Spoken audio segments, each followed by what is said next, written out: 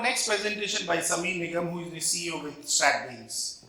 As the CEO, Sameer leads the development and execution of long-term business strategies. Over the past decade, he has led many strategic initiatives that had positive impact on multiple business areas, driving down cost, increasing revenue, and improving overall performance of the organization. Prior to this entrepreneurial journey, Sameer worked with Genpact, where he was responsible for managing transition projects of finance accounting function of large US MNCs in retail, defense, aerospace, and engineering sector. He was also a part of pre-sales solution at Genpact with Tata Consultancy Services. Sameer has spent more than 10 years in various geographies, ensuring development management of large projects in hospitality, insurance, and various other divisions. Now he is enjoying training budding entrepreneurs and guiding them through their journey. Can we have Sameer with a big round of applause, please? Thank you very much. Very kind of you. So let me add a few more about Stratbeans so that I can see a lot of friends and colleagues in the audience right now. So we are recognized as the fastest growing learning experience platform. And also, how many of you know Articulate 360? You guys know that? Okay, quite a few hands. So it's a very popular tool in India, as I can see. It's also used by 1,20,000 customers globally. Pretty important tool. My head office is in New York, and today I am going to talk about something from our R&D side, and I hope you will like it and you will add to it. And what I'm going to set the context here first. So let's just say, I should thank Chandra because she sort of said a few things which will help me build a further around it. So putting an LXP or LMS is not really going to solve the problem. There's a lot of implementation aspect to it. There's a lot of things that you need to do after that, before that. So let's try to think about some other things which have been transformational in our experience, but they are from a very different industry. So yes, so a mobile device with some app on it. So today, if you are planning to go on a next 6 months of a lot of health, and you want to do something, you'll probably download an app. You'll start doing that. Similarly, any other thing you want to do, stock market, you'll probably download an app. It doesn't work for you, you will sort of scratch it off. So that's how you go. So the same kind of attitude we are also seeing a lot in the way the apps are going to help the learning and development professionals today. So I have a few examples, and that's where I'll need your comments. So you can even make some remarks later then. And I'm going to pick up pieces and let's see whether they are a road to quick implementation of some ideas. Because as L&D professionals, all of us do have great ideas. We want to play our role. So let's pick up some of those. And how about that? So let me start with this one first. And there are two tools on the screen right now. So one of which is more of a platform which helps you pick up all the unstructured data and a lot of information within the organization and put it in front of the people when they are using it. So what's the role of L&D professionals today? Let's get back to that. We are supposed to be helping a knowledge economy where our role is to set up a knowledge marketplace, isn't it? The consumer is the learner perhaps, or some kind of a person who's doing a job somewhere, a salesperson, maybe a customer support person, and when they need something, that's the point of need, that's when the assets that you create, they should be phenomenally useful. So this type of app, it can sit on top of any LMS, any LXP, any no LXP, no LMS situation also, but it can really bring a lot of vibrance with the help of a lot of AI that can pull and understand and sort of codify, put the right kind of taxonomy and actually make the path of the learning to reach very fast to the learner. But the second one is even more transformational, and some of you may be surprised. The solution which is called WhatFix, what that can do is, some of you may know that. Do you know WhatFix? Some of you? Okay, so it's, okay, you know that. So it's a digital adoption platform. What you do with that is, it's a tool which can make your applications no training applications. Well, that could be a sales pitch, let's just say. But then even if it reduces training by 80%, how good is that? So now that is the paradigm we are talking about. So, you can put something like a learning, like a guide rail on top of your applications. Anybody, let's say a new person who doesn't know much, if they can drive through it, then that's a success idea. So that's one piece which I just talked about, the consumption side. Let's go a little further down, which is where the story is even murkier. So don't get distracted by anything that you see on a screen and just looking at that, but let's try to build this thought. We talk about sharing the knowledge. We as many of us are trainers, so we know how to share the knowledge. We're good at that. Some of them are really impressive. You know, I saw some speakers very, that ChatGPT example was like, mind-boggling, what can I say? But look at the people who are good performers in your organization. They are some subject matter experts. Are they that articulate themselves? There is a little bit of shyness. There's sometimes a little bit of awkwardness with sharing knowledge, and let's recognize that. So the problem that the organizations face and we face is that you create a marketplace, but how can you create the supply? And you cannot depend too much on the vendors all the time. It's a very expensive proposition, that's for one. The other is that tacit knowledge comes with experience. It is sitting somewhere here. And so how can you codify that? So the organizations, they need to be very purposeful in trying to do that. So technologies which are by author in this example, what they can do is they can wrap their arms around a person who's trying to share something and really give them an environment where the technology is not the main struggle they'll have to go through. If they have some idea, they can curate, put together something nice, and they can put it on top of all the learning environment that you have in your organization. So it is sort of a two-way approach. So it can sort of feed into your LMS, also your workplace apps, all the new metaverse kind of apps, and it can then therefore create a very good supply. So let's move forward from there. Now, what else can you expect when you're going through? Now, a few additional ideas might help. So what you're looking at on the left-hand side, you look at a person, who is saying something. Now, this could be a person who is a salesperson, it could be a customer-centric role of some sort, maybe as a customer support person. You give them challenges, you let them say something, practice it in life, and the capability in the tool would be to, give them what is called flying hours, which means that, you're giving them a role play situation. So they can practice sitting at their home, which is happening a lot. Now, these kind of solutions I've seen are picking up a lot. Do you have some such solutions in your organization? I'm sure you're using some of those. Okay, I see very few hands here. And I get surprised. Why? Because, aren't we all video driven these days? Aren't we all seeing the YouTubers coming out and sharing stuff and creating content? Then why the professional community is not doing that, or not to that extent? So I'll leave you with a thought like that, and let me go to this part. I'm sure you like it, unless you love it. Now, one of the challenges I realize as a company which has provided a lot of content authoring solution to many organizations is that the best content that you create, whenever you create it, it starts aging from that time already. So, isn't it? So I have examples where people invested millions of dollars. They created something fancy, cutting edge that time. Today you are creating AR, VR.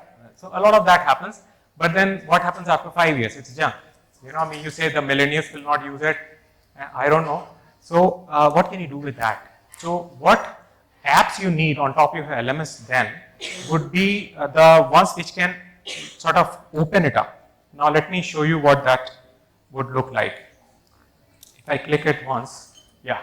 So if you have any SCOMs are supposed to be, let's say, baked cookie, you can't unbake them. But what happens if you put it in a device like that, in an app like that, it will open it up, tell you what kind of text, images, videos, whatever you have there, so that what you can do is you can cherry pick, change some of it.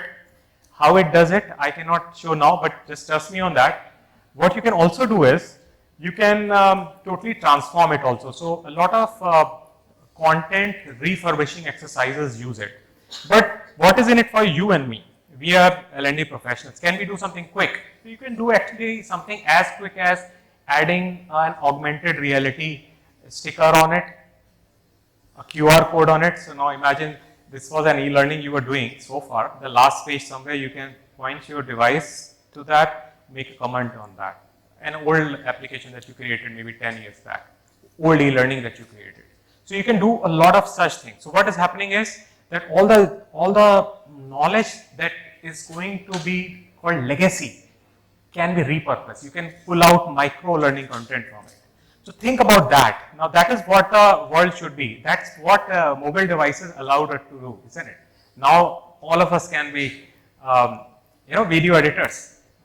Why not? I mean, I'm sure if you're in your 50s or 60s, your teenagers are already doing it. They might have a channel also. Guys, check it out. So going forward from here, so this is an example where an old e-learning over here, when you point to it, it was a manufacturing example. Look at an QR code device like that, and a motor will pop up, which will sort of whir in front of you, and you could see how that is working. So you think about it. You can now do a lot more things where you already have a starting point as a legacy content that you have. So you really don't have to go and scratch out everything and do something totally new. Now, this is one example which should excite you. This is from one of the Fortune 500 manufacturing organizations. So they had created a content which was really very good quality content, something which was worth 3.1 million once, 5 years back. So therefore now it was junk. So they were trying to recreate it. The content quotes they got, you are all senior leaders in L&D, you can imagine what kind of quotes they will get now. Tens of millions of dollars.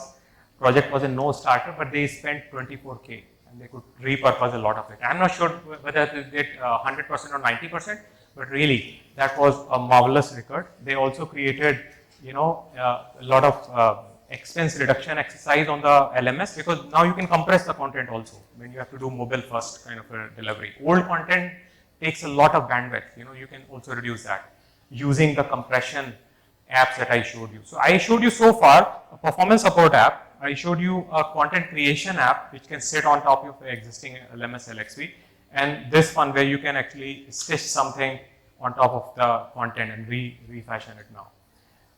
So let me move forward from here.